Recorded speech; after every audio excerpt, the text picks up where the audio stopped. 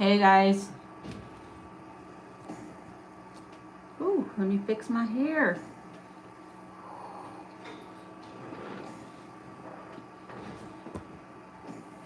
Hey everybody. I'm gonna wait a little bit to see if anybody comes on the live.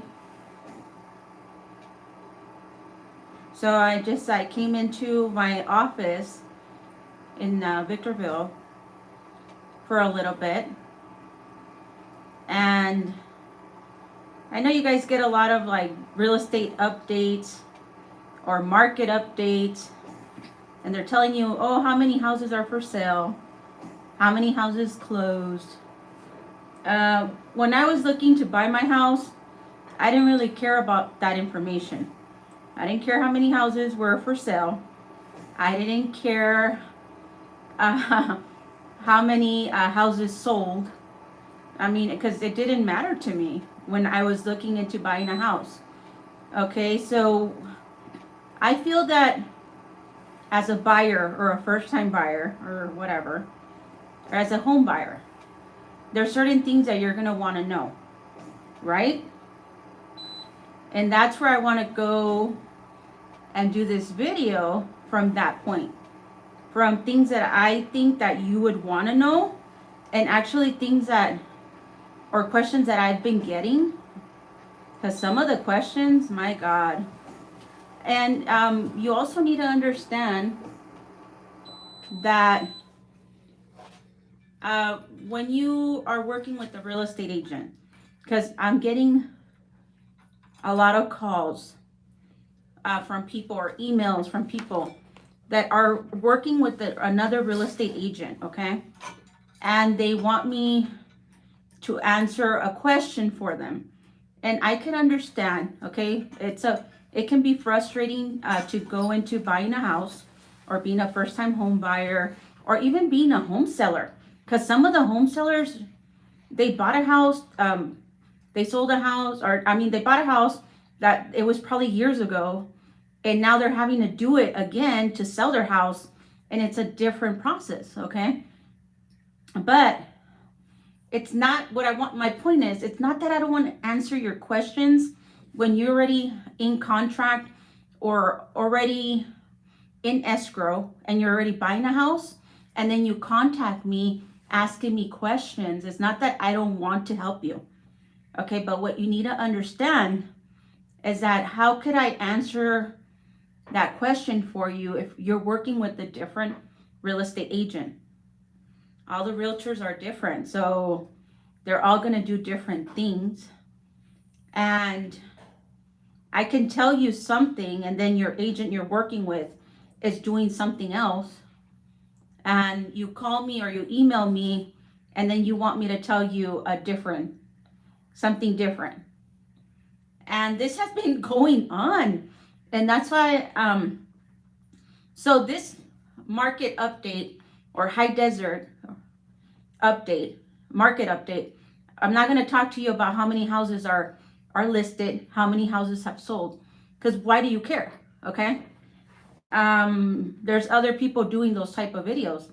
I'm a buyer. I don't care. I don't want to know that. So my market update is going to tell you, or we're going to talk about, if you have a comment or you want something that you want me to answer, go ahead. And I'm trying to learn how to do this. Okay.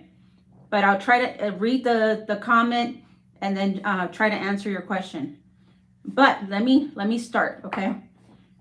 Because right now, what I'm seeing a lot of agents or whoever, lenders, I can do it too, I guess. I don't know. But I always tell you, okay, I got a call from a buyer that felt that the seller had given the buyer a credit towards it was some kind of improve or fixing, like having something fixed in the house. So it was a credit for the buyer to do the repairs on their own time, okay? And this person contacted me and was very upset. He was telling me that the agent or the real estate agent had stole the money that the seller had gave him to do the repairs. Okay, and I can understand, maybe I can understand if your agent hasn't explained to you how it works, okay? Because they're like, oh yeah, just go, we're gonna go ahead, they are gonna fix it, but they're gonna give you the money to fix it later, after escrow or whenever you're ready to fix it. Okay, so the way it works is you're not gonna get the money from the seller, okay? Like the seller is gonna give you whatever amount you guys agree to, but it's gonna go towards your closing costs. Okay, so let's say you're paying $6,000 in closing costs. The seller has agreed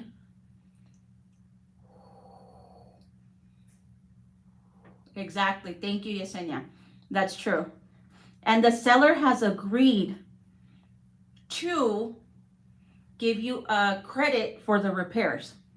Okay, so it's not, you're not going to get a separate check in escrow for the amount that has been told to you that is for closing costs. Okay, it's going to go towards closing costs, and then you're going to be able to keep the money that you were supposed to pay towards your closing costs to do the repairs after you close escrow.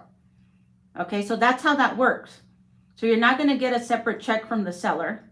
Your real estate agent is not taking money from you. I mean, I would hope so, that you could trust your agent. But the person that called me was so upset, thinking that the real estate agent had did something horrible to him, And then I asked him, how did the whole process go? Did you like how the real estate agent did their job? He's all like, yeah, I liked everything that the real estate agent did. So why wouldn't you call the real estate agent to ask them what happened to the credit? Because exactly what I'm telling you right now is exactly what your real estate agent is going to tell you. Okay, and how would you know if the seller did give you a credit, like towards your closing costs?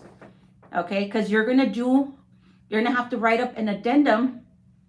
Okay, so you're adding something to the contract, so that's an addendum that's gonna state that seller's gonna credit buyer whatever amount, if it's $3,000 or if it's $1,500, whatever the amount is, to buyer at close of escrow.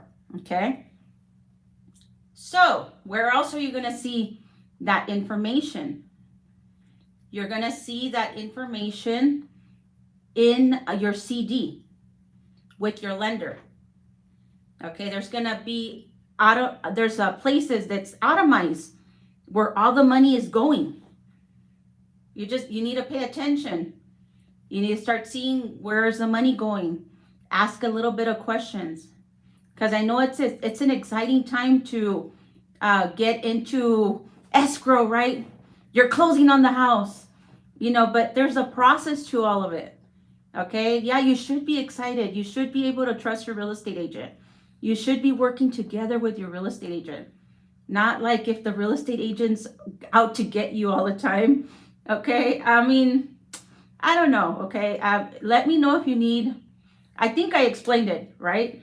So you're going to see it on your CD, on your loan docs, where the amount is that the seller's giving you the credit. And then you're not going to be giving that full amount when you close escrow. Okay, let's say you were supposed to give $6,000 and you got a $3,000 credit. Okay, so $6,000, you're giving $3,000, you're going to probably do a $3,000 closing cost, or $4,000, whatever it is, because it's always a different amount. Okay, they can't get everything like exactly to the T. It could fluctuate $1,000, a couple of $100. It all depends what needed to be done. Okay, so that was number one. Okay, with that the person called me upset, thinking that the agent had stole the seller's credit money, and didn't understand that it was given to them as closing costs. Okay, now what's another thing that I'm seeing right now?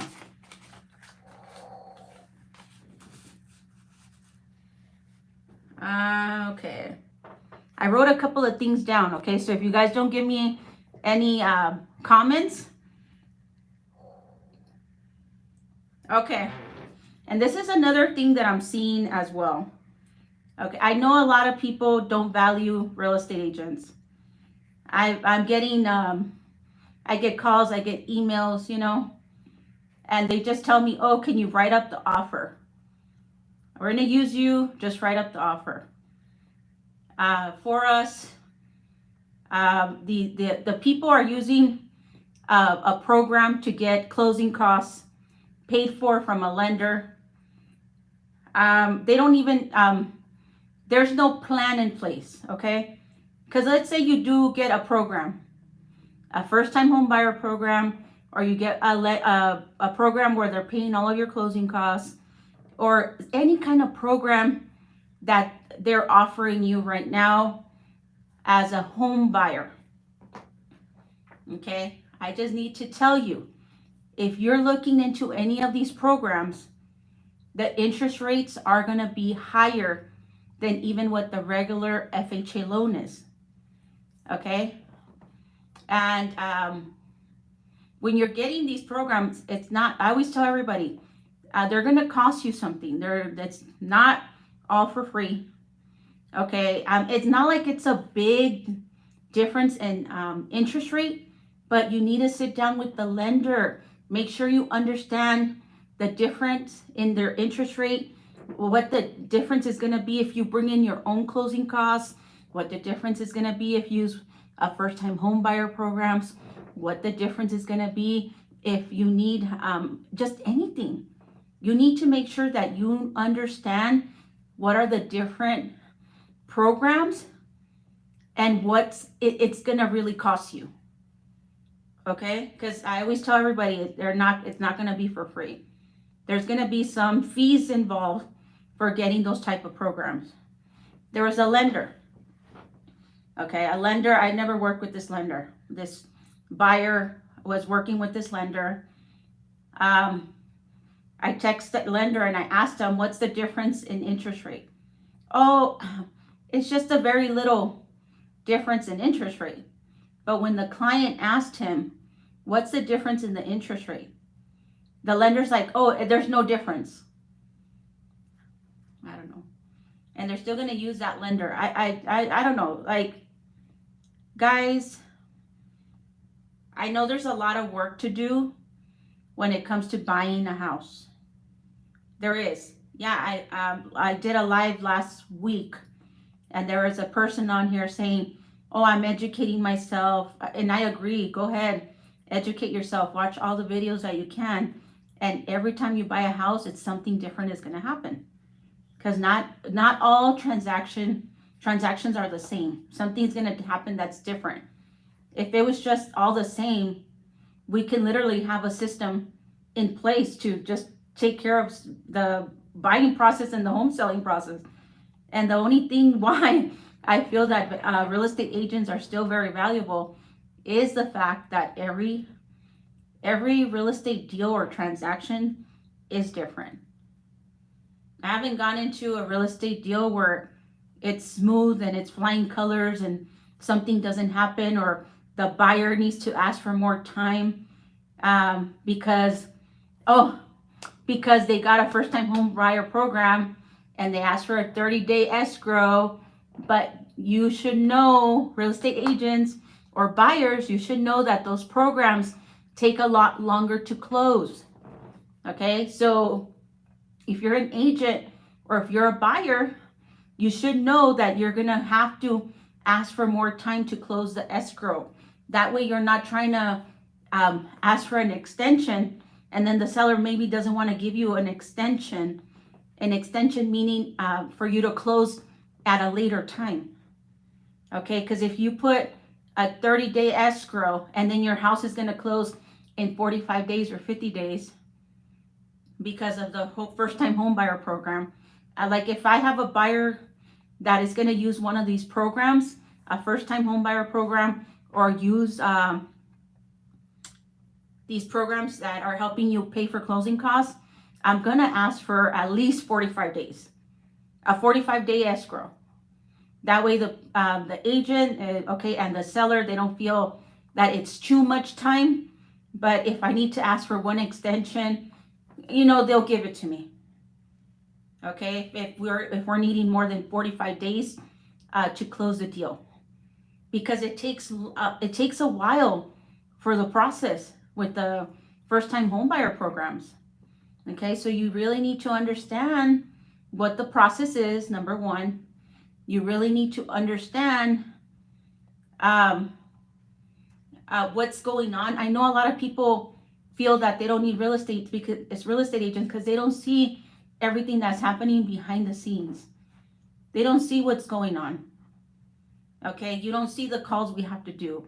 We don't see, oh, we need to get this truss, we need to do this, we need to get the fence fixed, the plumbing, we need to get the you know, all the things that are happening behind the scenes. You guys don't see it. And I think that's where it comes, where it's like they feel like it's not valuable to have a good agent on your side. Okay, so I don't know.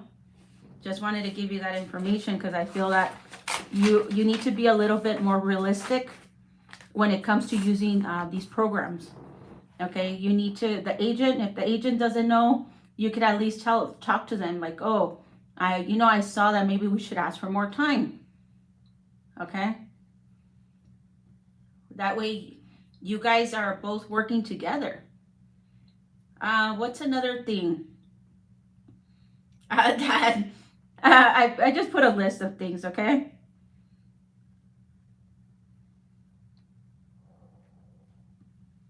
Okay, so let's say I have a buyer, and they don't have the money for the closing costs, okay? And they're going to use a program to help them with their closing costs. Okay, and I'm still gonna, me as an agent, I'm still gonna try to get all of the closing costs from the seller. Okay, why do you ask? Why am I gonna try to do that? Because I wanna make sure that if for any reason my client or my buyer can't qualify for that program while we're in escrow already, because I'm here to tell you that happens, okay? Even for the first-time home buyer programs, okay? They tell you qualify, and it's not that the lender is doing anything wrong, okay? While you're in the process of the home buying process, the lender, and the underwriter, they dig in deeper and deeper and deeper, and then things come out that need to be addressed and taken care of. And sometimes things that come out can change that the way that if you can even qualify for that loan. Does that make sense? Okay, so I want you to keep that in mind. Okay, so what I like to do is that I will still try to ask for it. Okay, try to ask for all of the closing costs, so that way my buyer has that cushion or can be a little bit more protected, if that makes sense. So if he doesn't qualify for that loan that's going to cover all of their closing costs, they can still close on the house because I got them the down payment, the closing costs paid for by the seller. Okay, a lot of sellers don't, even if they see the market how it is, they still don't want to help buyers pay for closing costs. And that's the true reality that we're in right now. Okay, but am I going to try? Yeah, I'm going to try to do it just so that my buyer has more opportunities to actually really get into the house, okay? So if they don't qualify for that program, hey, don't worry, we still have the money covered from the seller, and we could still close on your house, okay? That's called sorry, that is called having a plan, okay? Because I know a lot of people want to play little, I don't know, it's just it can be interesting, and it's interesting, okay? Because I can give you advice, I can tell you what we're gonna do, but in the end, if you think that you know more than the real estate agent, I don't know. That's why sometimes it's hard for people to buy a house, because they don't really listen to recommendations. Okay, they think they know everything, and I know there's a lot of information online, and I believe in, if I think it's the best thing for you to get informed, get involved. When people ask me things, I actually, and if they're correct, I'll tell them, yes, that is true, but you need to see this, or you need to think about this, okay, or this is the scenario, okay? So that's the way I handle when people ask me questions, okay? And if I feel they're right, I'll be like, yeah, you're right. And if I feel that they're not right, I'm not going to tell you, oh, you're not right, you don't know. I'm never going to be disrespectful in that way. I'm just going to tell you, okay, no, this is how it works, or this is how it works. I'm not going to say no, but I'm just, okay, no, this is how it's going to work, or this is how it needs to work, okay? Any questions? There's nobody out there on YouTube land today? Oh, God.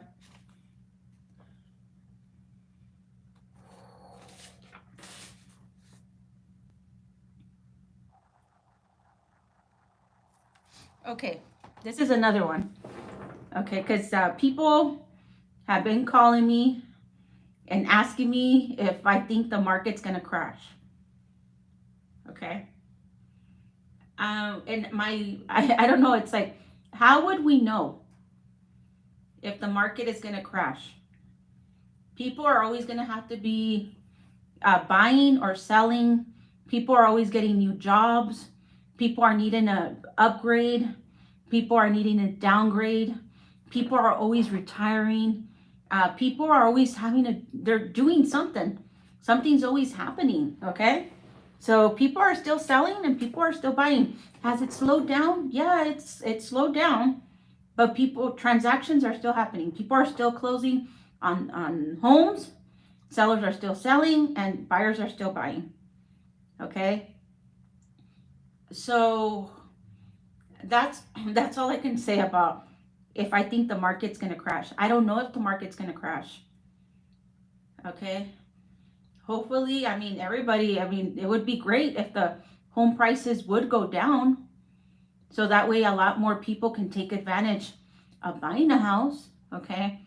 But let's say the houses go down, but the interest rates are still high, and people are still going to find something wrong with that. So it's like a never win-win. With some people, it's never a win-win, because the houses go down and the interest rates go up, and there's still somebody not happy about that. The houses go up, interest rates were down, people were still not happy with that either. Okay, so I don't know what to tell you. Okay, I feel that if you're always looking, oh, that it's a problem, the prices are too high, interest rates are too low, or now the home prices are low but interest rates are high, you're not going to buy ever. And like I always tell you guys, that's okay too. You don't have to buy, okay? But if you want to, and you're waiting for the market to change or the market to crash, the market, maybe, I don't know. I don't think anybody can tell you about if the market's gonna crash or what's gonna happen, or I don't think anybody can really tell you what's gonna happen. Because I actually put this down here. Because look what happened with Bitcoin, right? Is that how you say Bitcoin? With that FTX situation that's going on, where the company was a big fraud, or let me take it back. I don't know if the company is a fraud, okay? I'm just saying they took a lot of money. They ended up with no money. A lot of people were left with nothing, as a lot of people invested in that Bitcoin, or that cryptocurrency, okay? And I don't think anybody knew that was going to happen, right? I mean, it's a gamble. I just wanted to say, I don't think anybody knows if the market's going to crash. Is the market changing? Yeah, of course the market's changing, because interest rates are a little higher, okay? But people are still selling and still buying. It's just taking a little longer to do it, okay? And what I'm seeing right now is we're sending offers, and then it's just taking so long for agents to respond to offers. And then the buyer is like, oh, no, now I saw this house. I mean, why can't you just reply to the offer, or deny, or say, okay, no, the seller rejects your offer. Or, hey, we have another offer, or send a counter right away. But why wait a week? Why wait 4 days? Why wait 4 days? That's so long, especially right now in this market. I really feel that you should respond to the offer right away. If the seller doesn't want to pay for closing costs, respond to, do a counter offer. Have your agent do a counter offer right away, so that way you can be like, hey, I don't agree with paying closing costs, or I'll give you $2,000 instead of $6,000. Whatever you can do, or whatever you feel comfortable with negotiating. But with, I don't know, everything that's going on with people not responding to offers, and then our buyers, move on. We got a call. We had sent an offer, I think it was last week. And then we got a call that, oh, let's open escrow. What? We already showed them more houses, and they already accepted an offer somewhere else. What do you mean, let's open escrow? No, I don't know. I just feel like it's taking too long for agents or sellers to respond. I'm going to drink some coffee.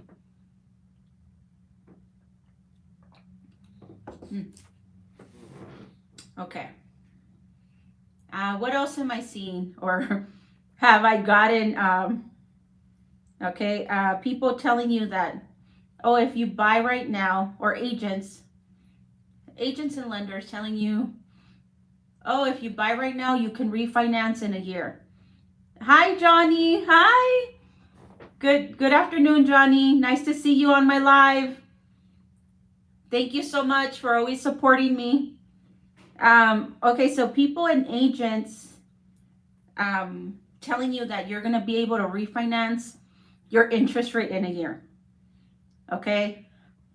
And that's, you can't refinance if the house has to go up in a certain amount. The lender or the bank is going to tell you what you need. You could try to refinance. Okay, trying to refinance and actually being able to refinance are two different things. Okay, because they're going to look, the bank or the lender is going to look at a couple of things, and then try to let you know if you could refinance or if you cannot refinance. So, I mean, it maybe you could refinance in a year, but it's not guaranteed that you would be able to refinance the house in a year and get a lower interest rate if the interest rates go down. There's so many people here that I can't keep count. I enjoy all your videos. Thank you, Johnny. I appreciate you. Thank you so much. I know you're always liking all of my videos. I really do appreciate that. Thank you, Johnny. Okay, so what about what about I was talking about refinancing, right? Sorry guys. I just get all over the place. Sorry. Okay, I'm a person too.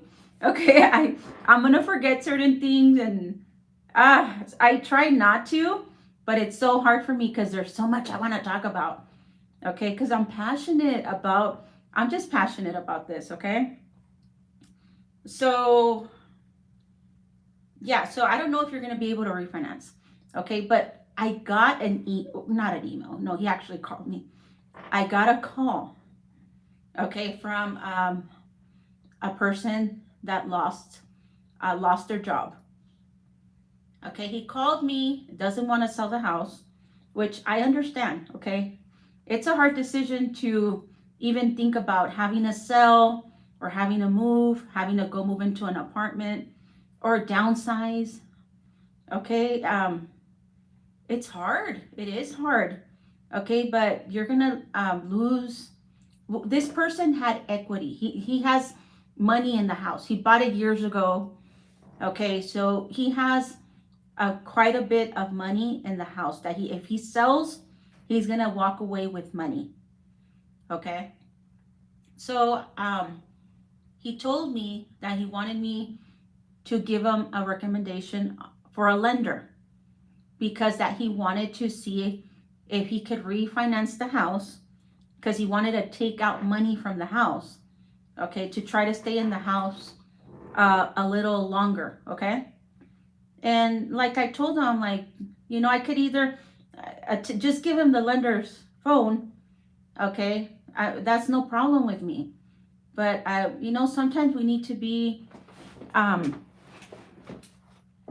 agents, we need to be honest with people, okay? So I needed to be honest in that minute or in that moment. I had to be honest and tell him that he wasn't going to be able to refinance if he didn't have a job, okay?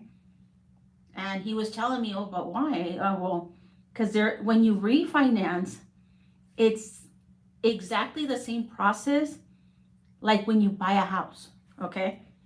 They're going to ask you for your taxes. They're going to ask you for your paycheck stubs. They're going to ask you for verification of employment. They're going to ask you for all of these things because they're still going to want to see that you can make your payment, of course, right? So they're not going to go ahead and because you lost your job, they're not going to go ahead and refinance you, give you money from the house so you can try to stay there a little longer when you don't have a job. Okay, that's not going to happen. Okay, so I just wanted to, sorry, not that I'm laughing, it's my breathing, okay? So that's not going to happen. They're not going to refinance the loan to your home or let you do like a HELOC or something if you don't have a work at the time that you're wanting that to do that step, okay, to refinance or do a HELOC on the house. Okay, so you are going to have to be employed to do a refinance. Okay, so if you didn't know that, now you know. Okay, so you are going to have to, if you want to refinance the house, you lost your job, they're probably not going to qualify you for the refinance. And that's just, that's how it's going to go. Okay, so I gave him more options. I either told him he can see if he can rent the house, if he needs to move, if he doesn't have no money saved. You could either rent the house before it gets into a bigger problem.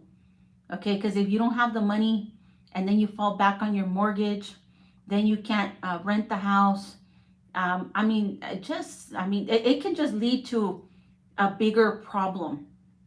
Okay, because you don't want to find or try to find a solution to it. Okay, so it's like either if he doesn't want to sell the house, rent the house. If he does need the money, he can't get another job, then he's going to have to sell the house. Okay. Or let's say he puts the house on the market and then he does get a job. Well, then and he could still afford the mortgage. Okay. Then you don't have to sell. Okay. At least you could put the house on the market, and that way you don't fall behind on your home payments, on your on your payments. Because I want to tell you that right now, if you put your house on the market, especially if you don't listen to the recommendation that the lender is giving you, that your real estate is giving you on where to price the house, okay, and you want to price it for a lot higher, that's going to take a lot longer to sell the house. Okay, so you're really going to have to consider pricing the home correctly, trying to get it closed fast. Okay, because let's say it takes 30 to 60 days for you to get an offer, another 30 days to get it closed. That's 90 days. That's 3 months. You're already behind. Okay, but at least you already got everything started, and it's like, okay, you could still pay what you owe to the bank when you sell it. Okay, we're just gonna ask for a closing statement from your bank, and then we'll just go ahead and, well, not me, escrow will go ahead and make sure that they get paid, and that's it, with all of the late fees or everything. That if you can't come up with a solution with your bank, you can try to come up with a solution with the bank. Okay.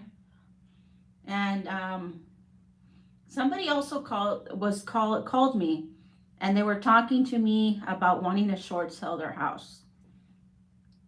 Okay. Short selling your house, okay, if that's a process as well. Okay, the bank's not going to agree for you to short sell your house if you could actually sell the house and you're going to be left with $5,000 or $4,000 even after you pay for agent costs or whatever the case is. Okay, I'm seeing a lot of different things right now, and then I ask myself, or I tell myself this is why you're in this situation, because you're still trying to play some kind of game, and now you're trying to see how you're going to get out, and you're trying to do a different kind of side thing to try to get out of it, but it's just not going to happen.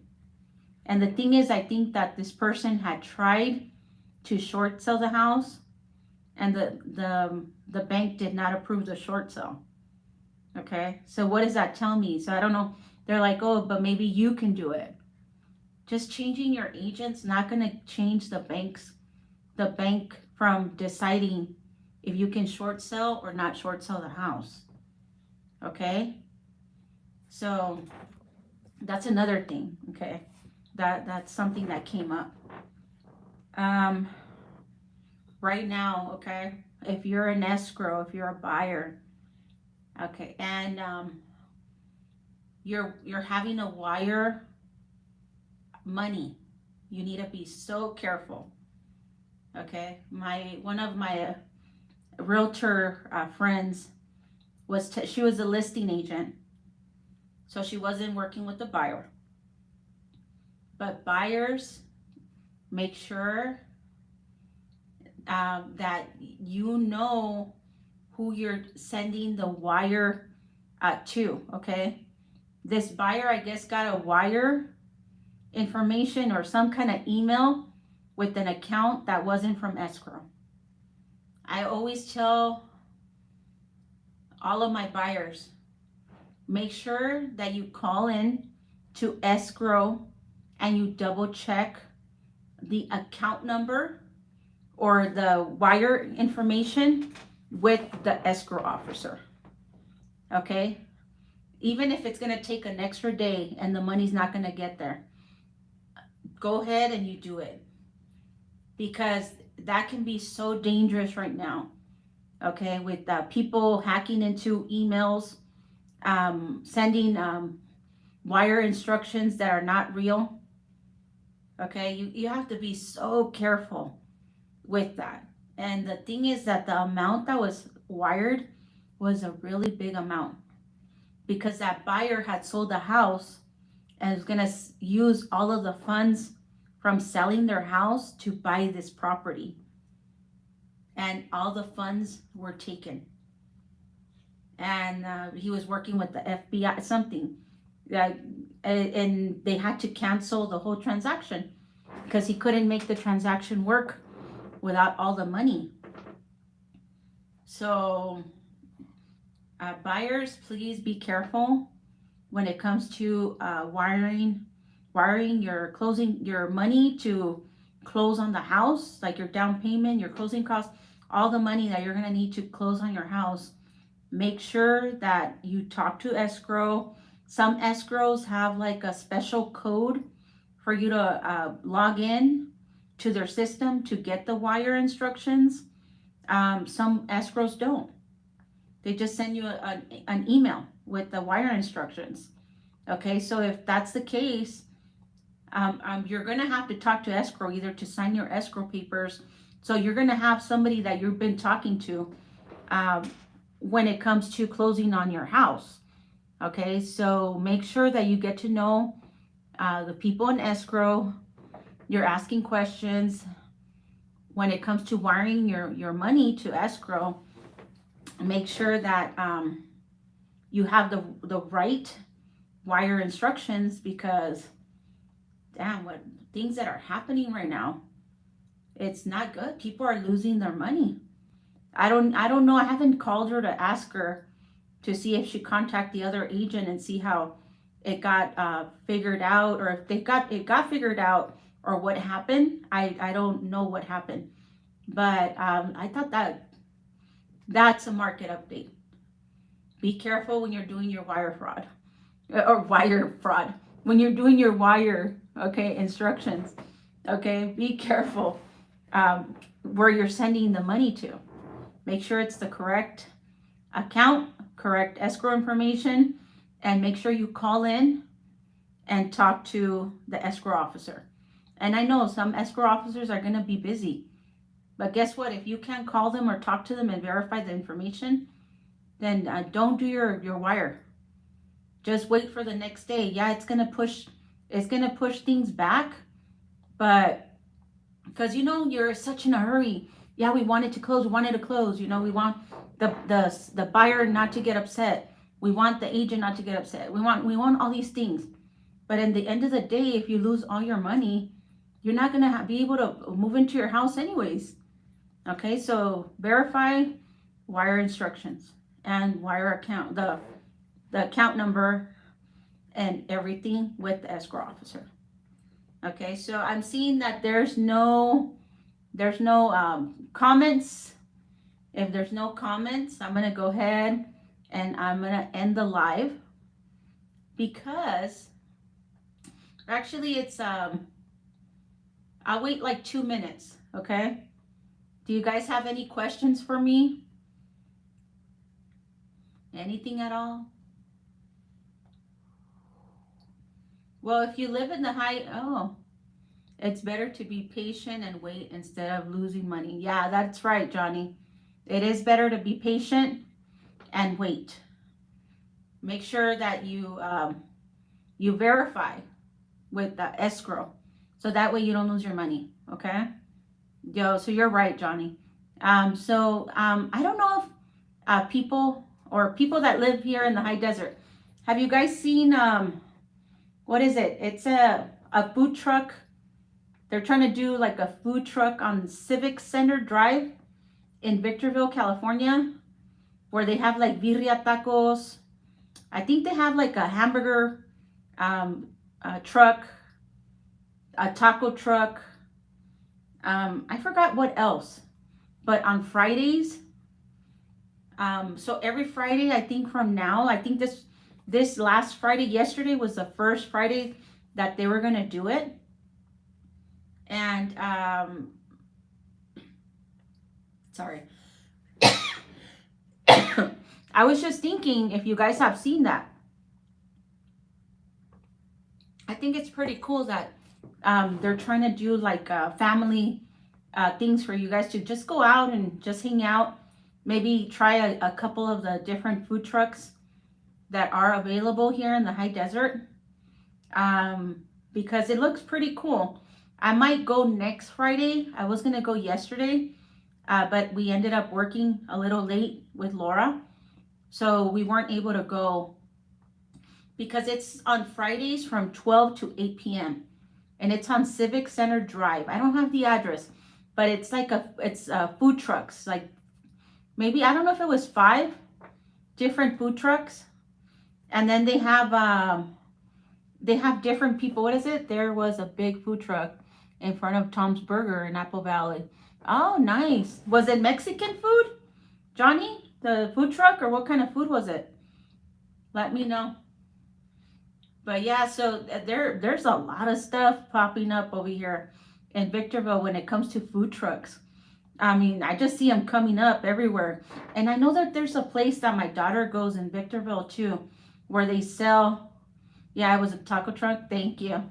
Yeah, where they go in Victorville as well, because she likes to go, they do the hot chicken, you know, like those, like a Dave hot chicken or fried chicken, or so there's a place that he has a food truck in Victorville, and she's been going to that one. She says she likes the sandwiches from there. So we're seeing a lot of different food truck activities happening in Victorville. I was like, okay, that's nice. I know in April they're gonna have a car show, and also have the food truck on a Friday from 8 a.m. to 12. I think it was 12 p.m. to 8 p.m. It's on Civic Center Drive where the dealerships are. Okay, so if you guys are in the area, maybe you guys should go support the food trucks, or go and try something different. At least it didn't park in front of Del Taco. That would have been funny. Yeah, that's true, huh? That's big competition. A Del Taco or a Mexican taco. I don't know. Oh God. Okay, guys. Well, I hope that you guys enjoyed this information of a market update for the high desert. Okay, I'm gonna try to do more lives and come on here, answer more questions. I want you to get to know me more, okay? I want to actually be able to provide you guys with something, okay? I don't just want to take, okay? I'm trying to give you something as well, okay? Because we're getting so many calls and so many people that watch my videos, and they tell me thank you for working on my on the videos, on the videos, doing the videos, giving the information that I'm giving, and that makes me happy. Okay, have a wonderful weekend, and God bless you. Great video. You are very knowledgeable. Thank you so much, Johnny. Have a good weekend too. Okay, enjoy Apple Valley. I know you live in Apple Valley. Okay, all right, guys. So I hope you guys enjoyed this market update of the high desert of Victorville, Oak Hills, Hesperia, okay, Adelanto, Barstow, Helendale, wherever you want to move to here in the high desert, definitely let me know. Angelica Bonilla here with Excellent Real Estate and the HD. Thank you so much, guys. Bye.